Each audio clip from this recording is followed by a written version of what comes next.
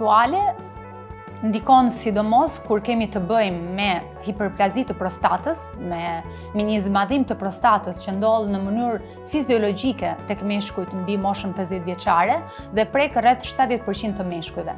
Jo gjithmonë normalisht një zmadhim i prostatës, që siç po thoja është fiziologjike, jo gjithmonë sjell shqetësime.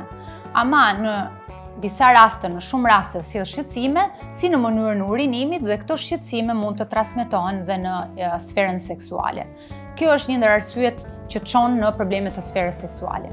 Arsye tjetër e prostatës që çon po në probleme të sferës seksuale është prostatiti akut ose prostatiti kronik, që do thot një inflamacion që është rikorrent, që vjen her pas here dhe çon si në shqetësim në mënyrën e urinimit, po shqetësim në sferën seksuale, po shqetësim edhe në gjatë ejakulimit. Disfunksioni erektil është një argument tjetër që prek në mënyrë akoma më të gjerë kur flasim mbi meshkujt, sepse prek si moshën e re, mosha 20-30 vjeçare, po ashtu dhe moshën më të madhe. Me probleme të ndryshme, sepse normalisht në moshën 20-30 vjeçare, 40 vjeçare kemi probleme të deficitit erektil mbi bazë psikologjike në shumicën e rasteve, domethënë probleme kur flasim për performancën seksuale, shpeshherë psikologjikisht një mashkull bllokohet sepse duhet të japi më shumë se sa ç'mund të japi ose ka atë ndjesinë që ndoshta nuk do japi atë kënaqësinë që do të japi dhe e bllokon dhe nuk arrin dot që të kalojë as në ereksion. Ndërsa kur flasim për moshë më të madhe, moshën 50 vjeçare e sipër, përgjithsisht janë probleme të sferës seksuale ose probleme të deficitit erektil që kanë më shumë bazë organike. Çfarë është baza organike? Përgjithsisht janë meshkuj që kanë hipertension, janë meshkuj që kanë diabet, janë meshkuj që kanë probleme të kardiovaskular në përgjithësi ose probleme të obezitetit, janë probleme që çojnë pastaj dhe do përtohen dhe në shqetësime të sferës seksuale. Atëherë, kur flasim për infertilitetin, arsyet më të shpeshta të infertilitetit tek meshkujt janë stili jetesës në shumicën e rasteve. Pastaj normalisht kemi edhe sëmundje organike që çojnë në përkeqësim të spermës. Kur flasim për stilin e jetesës, flasim për meshkuj që janë obez, për meshkuj që kanë vese të ndryshme, siç mund të jetë alkooli, siç mund të jenë drogra të ndryshme, që mund të çojnë në përkeqësim të spermës dhe si kundrejt dhe të fertilitetit. Prandaj, këshilla kryesore kur flasim për fertilitetin tek meshkujt e ri, se normalisht janë ata që kërkojnë të bëhen prind, është modifikimi i stilit të jetesës. Domethënë që të bëhet sport, që të evitojmë sa më shumë ato, të bëjmë gjithë ato teknika të mundshme për të evituar sa më shumë dhe stresin, sepse stresi kronik është arsye tjetër që shkon dhe përkeqëson fertilitetin, dhe gjitha veset, domethënë modifikimi i veseve që duhet eliminuar duhani, duhet eliminuar drograt nëse konsumohen, duhet eliminuar alkooli, sepse janë gjithë faktorë që shkojnë dhe përkeqësojnë fertilitetin. Pastaj, arsyet të tjera që mund të çojnë në infertilitet janë probleme si për shembull varikoceli, që është një ndër shkaqet kryesore në moshë të re për të cilat operohet, është një zgjerim i enëve që shkon dhe ushqejnë testikulin, që bën përkeqësimin e cilësisë së spermës. Zakonisht këtë shqetësim shkojmë dhe modifikojmë kur kemi bërë një analizë të spermës dhe kemi parë që kemi një përkeqësim të spermatozoidëve. Në këtë rast shkohet dhe bëhet operim varikoceli. Është i vetmi rast për cilit ne operojmë varikocelin. Dhe kemi vënë re, kemi parë, edhe pse në libra nuk ka një, le të themi, një koncept fiks që varikoceli i operuar çon në përmirësim të fertilitetit, ama në eksperiencën e çdo urologu është vënë re që në moment që ne bëjmë operim varikocelin, kemi një përmirësim të spermiogramës. Spermiograma është analiza që bëhet për të parë cilësinë e spermatozoidëve. Pse një grua duhet i drejtohet urologut, pse një grua duhet të bëjë një vizitë urologjike?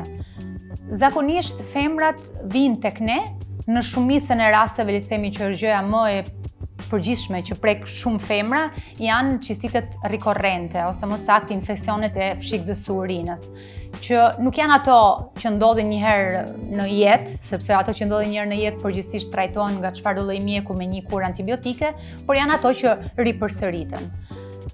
Pse kemi cistitet, pse kemi infeksion të fshikës së urinës, ka shumë arsye për cilat kemi dhe fatkeqësisht prek shumë femra, ose më saktë në jetë mund të preki gati 90% të femrave, sepse në periudha të ndryshme, ndoshta një herë të ka rastisur 16 vjeç, një herë të ka rastisur 20, në shumicën e rasteve ndodh një herë edhe fatmirësisht, por që ka shumë raste që bëhen rikorrente. Në raste që bëhet rikorrente, është shumë e rëndësishme që t'i drejtohesh një urologu për të bërë gjithë trajtimin e parandalimit të këtij infeksioni që është normalisht limitues në jetën e përditshme. Përgjithsisht, parandalimi ose trajtimi që bëjmë mbi cistitet janë edhe këtu është modifikimi i stilit jetesës. Normalisht, nëse ne kemi një zor të trashë që funksionon mirë, që është arsyeja për cilën kemi një infeksion të fshikës së urinës, do kemi edhe më pak infeksionet të fshikës së urinës, kështu që ka shumë rëndësi dieta. Ka shumë rëndësi që gjithë sistemi jon të funksionojë mirë, që si kundrejt të çojë në përmirësim dhe të fshikës sonë.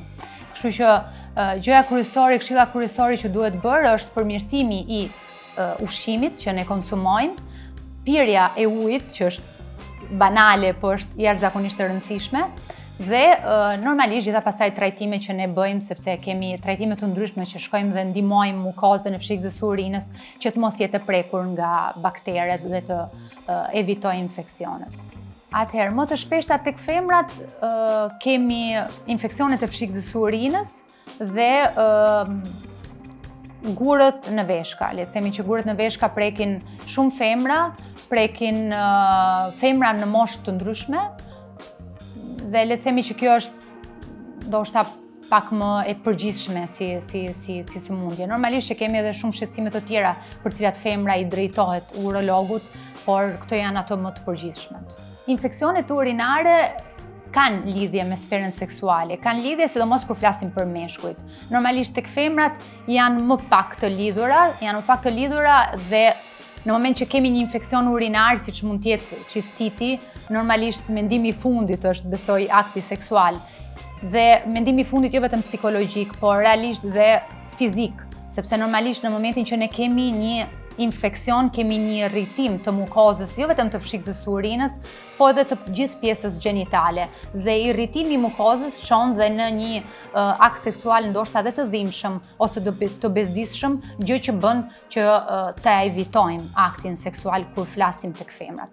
Ndërsa kur flasim për meshkujt, nëse ne kemi një infeksion të testikulit ose një infeksion të prostatës, pikë së pari është e këshillueshme që të mos kemi një akt seksual, sepse shkon dhe përkeson akti seksual infeksionin që ne kemi në atë moment, por dhe infeksioni vetë bën që të kemi më pak, le të themi tek meshkujt, më pak ereksion dhe më shumë vështirësi për mbajtjen e ereksionit. Sepse infeksioni vetë, duke quar një inflamacion të përgjithshëm, bën që të mos arrijmë këtë akt. Dhe jo vetëm, gjatë akti seksual është më e vështirë që të kemi dhe një ejakulim të fiziologjik normal. Urinimi pas një marrëdhënie seksuale parandalon infeksionet, është e vërtet apo mit? Është e vërtet. Normalisht është e këshillueshme që pas një akti seksual të urinojmë. Në disa botime, le të themi në disa kërkime, thuhet që urinimi duhet bëhet brenda 15 minutash, sepse shkon dhe shpërlan, largon ato bakteret që mund të krijohen që mund të transmetohen gjatë një akti seksual, kështu që e vërtet. Disfunksioni erektil ndodh vetëm në moshë të madhe, është e vërtet apo mit? Është mit, sepse disfunksioni erektil ndodh jo vetëm në moshë të madhe, por ndodh edhe në moshë të re. Arsyet janë të ndryshme në faza të ndryshme të jetës. Normalisht në një moshë të re kemi ankth të performancës seksuale, domethënë ti ke frikë që do shkosh keq dhe shkon keq. dhe në një moshë më të madhe kemi pastaj problemet organike të ndryshme që çojnë në problemet e deficitit erektil. Sa e shëndetshme është marrëdhënia seksuale për prostatën tek meshkujt? Është shumë e rëndësishme një marrëdhënie ose një jetë seksuale aktive për të pasur një prostatë të shëndetshme. Normalisht nuk ka një numër fiks për cilin duhet të kryejmë një akt seksual në brenda një jave, por që edhe aty ka shumë kërkime që thonë, domethënë 2 herë në javë, 3 herë në javë, 1 herë në muaj. Kemi bërë publikime për çfarëdo lloj argumenti të mundshëm dhe në disa publikime thuhet që duhet të jetë diku te 2-3 herë në javë realisht që të kesh një jetë të shëndetshme, jo vetëm të prostatës, po një jetë të shëndetshme në totalitet. Domethënë një mashkull ka nevojë që të jetë aktiv në totalitet që ndikon dhe në jetën e përditshme dhe në stilin e jetesës së tij, domethënë. Një ndër pyetjet që më vijnë shpesh sidomos nga femrat është: kam djegje gjatë urinimit dhe gjithë analizat janë në rregull, çfarë duhet të bëj, çfarë kam? Pikë së pari duhet kuptuar se kush janë analizat që kemi bërë për të thënë gjithë analizat janë në rregull. Nëse kemi djegje gjatë urinimit, në shumicën e rasteve kemi të bëjmë me një infeksion të pshikës së urinës. Dhe në një infeksion të pshikës së urinës është e rëndësishme që të bëhet një analizë urine me kulturë, një kulturë analizës së urinës, ose më saktë quajtur urinokulturë. Nëse kemi një pozitivitet të kësaj analize, atëherë kemi një infeksion urinar bakterial. Ama nëse kjo analizë është negative, nuk e eviton faktin që ne mund të kemi gjithsesi një infeksion të pshikës së urinës abakteriale, domethënë jo bakteriale. Dhe në të dyja rastet janë të rëndësishme trajtimet. Normalisht në momentin që ne kemi një infeksion bakterial, marrim një terapi antibiotike. Nëse kemi një infeksion jo bakterial, shkojmë dhe marrim një terapi antiinflamatore. Pyetje tjetër që më vjen: sa herë në ditë duhet të urinoj? Është e vështirë të themi një numër se sa herë në ditë duhet të urinosh. Është më shumë e rëndësishme të kthehemi mbrapsht dhe të themi se sa shumë duhet të pim. Normalisht është e këshillueshme që të pihet 1,5 litër 2 në ditë ujë, dhe në bazë të kësaj sasie lëngu që ne kemi konsumuar, normalisht kemi frekuencë të ndryshme në mënyrën e urinimit. Përgjithsisht një pshikës urinare tek femrat mban diku te 300 mililitër, kështu që përgjithsisht ndjesia për të urinuar është kur ne kemi 300 mililitër. Tek meshkujt është pak më e madhe, është gati te 450-500. Kështu që varet nga kapaciteti i pshikës së urinës, varet nga konsumimi i lëngjeve që ne kemi bërë gjatë ditës për të thënë se sa shumë kemi urinuar ose nëse është normal urinimi jonë. Për të kuptuar nëse kemi një funksion të mirë të veshkave që transmetohet në urinim, bëhet një analizë e gjakut dhe është ajo që na e thot se si funksionojnë veshkat tona. Pyetje tjetër është: partneri im ka një rënje të dëshirës seksuale dhe të ereksionit. Ka lidhje me shëndetin apo është problem psikologjik? Për të kuptuar se kush mund të jetë problemi, normalisht duhet t'i drejtohet një mjeku urolog, duhet të bëj një sër analizash për të përjashtuar të gjitha problemet organike.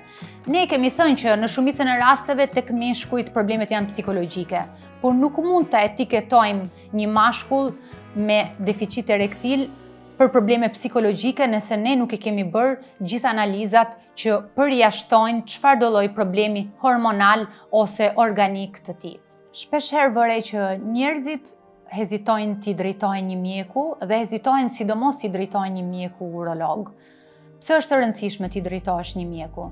Është e rëndësishëm edhe pse në kulturën tonë kemi shumë pak fatkeqësisht ato parandalimin e smundjeve, gjë që bëhet gjithmonë e më prezent në jetat tona, sepse ndër vitet është rritur gjithmonë më shumë mbi jetesa që ne kemi. Domethënë ne jetojmë shumë më gjatë dhe duke jetuar më gjatë kemi më shumë probleme shëndetësore dhe kultura jonë ka ndryshuar. Normalisht më përpara kemi pas më pak kulturën e parandalimit, ndërsa tani shoh që është pak më prezente.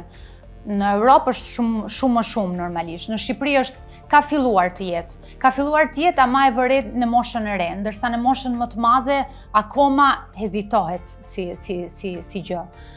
Unë i këshilloj që gjithëve që t'i drejtojnë mjekut dhe kur flasim për urologun meshkujt si për moshës 50 vjeçare, sepse është e rëndësishëm që të bëhet trajtimi i parandalimit, sidomos të problemeve të prostatës, që mund të çojë për shqetësime benigne në shqetësime shumë të mëdha, po ashtu edhe shqetësime të tjera siç janë ato të tumorit të prostatës, të kancerit prostatës, që është shumë e përhapur si smundje dhe është e rëndësishme që të diagnostikohet në kohë. Nëse diagnostikohen në kohë, janë gjitha smundje të kurueshme. Nëse diagnostikohen me vonesë, bëhet pak më problematike. Kështu që sidomos mbi këtë pjesë është shumë e rëndësishme t'i drejtohesh urologut. Gjë që vë re në gjithë këtë periudhën që kam filluar të vizitoj dhe në Shqipëri dhe të punoj në Shqipëri dhe jam shumë e kënaqur për këtë gjë, është që fatkeqësisht kam shumë pak pacient në një moshë të madhe që vinë dhe më drejtohen mua për të bërë një vizitë. Kur flas për pacient në moshë të madhe, flas për moshën 50-60 vjeçare. Ndërsa shumica e pacientëve që vinë në vizitë janë mosha 20-30, maksimumi 40 vjeç. Dhe argumenti kryesor për cilin shkojmë dhe trajtojmë është deficiti erektil, që është një argument edhe pse duket shumë i rrallë, i largët nga çdo person me cilin ti ke përballë, realisht është shumë prezent, është shumë i përhapur dhe arsyet kryesore për cilin e vëre, sidomos në Shqipëri, fatkeqësisht këtë gjën, janë gjithë mënyra e të jetuarit që kanë. Domethënë, një mashkull tipik 25 vjeçar që më drejtohet për probleme të deficitit erektil, që konsumon hashash, që pi alkool, që bën një jetë sedentare, që ka një keq ushqyerje, që shpeshherë dhe konsumon drogra që janë pak më të rënda se sa që mund t'jetë hashashi. Dhe janë të gjithë faktorë që shkojnë dhe ndikojnë në sferën seksuale. Dhe janë faktorë që sado mund t'i ndihmoj me një terapi që normalisht funksionon, nuk trajton në mënyrë definitive problemin që këta persona kanë, sepse problemi kryesor është mënyrat e të jetuarit. Dhe nëse ne modifikojmë në këtë rast mënyrën e jetesës, në mënyrë të drejtë për drejtë kemi dhe një përmirësim të sferës seksuale. Dhe plus kësaj, normalisht nëse unë jap një trajtim farmakologjik një pacienti që është 25 vjeçar dhe që konsumon kokain, konsumon alkool dhe merr dhe këtë ilaçin në të njëjtin moment, e bëj më të rrezikshëm mundësinë për të pas një smundje kardiovaskulare, për të pas një infarkt, edhe pse në moshën e re është më pak prezente, kur kemi një kombinim të gjithave këtyre substancave, bëhet më i prekshëm si fenomen. Kur flasim për të rit, argumenti për cilin duhet t'i drejtohen urologut janë problemet të testikujve.